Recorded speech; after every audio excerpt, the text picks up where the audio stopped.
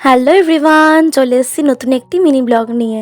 তোমাদের তো এর আগের ভিডিওতে আমি বলেইছিলাম আমরা গেছিলাম ব্যান্ডেল চার্চে, তারপর সেখান থেকে বেরিয়ে আমরা গেছিলাম ইমামবাড়াতে। আমাদের পরিবারের সকলের কিন্তু ওখানকার পরিবেশটা খুব ভালো লেগেছে আর জায়গাটাও সত্যি খুব সুন্দর ছিল।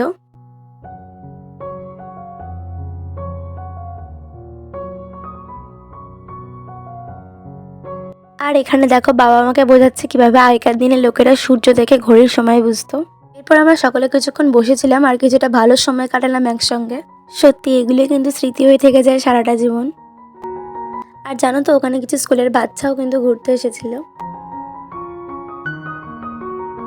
আর এরপর আমি গেছিলাম 152টা সিঁড়ি পেরিয়ে ওপরের ভিউটা দেখতে।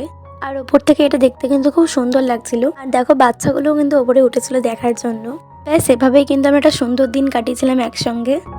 আসছি নতুন একটা ভিডিও নিয়ে। এই ভিডিওটা ভালো লাগলে প্লিজ লাইক, কমেন্ট, শেয়ার আর সাবস্ক্রাইব করে দিও আমার চ্যানেলটা। বাই।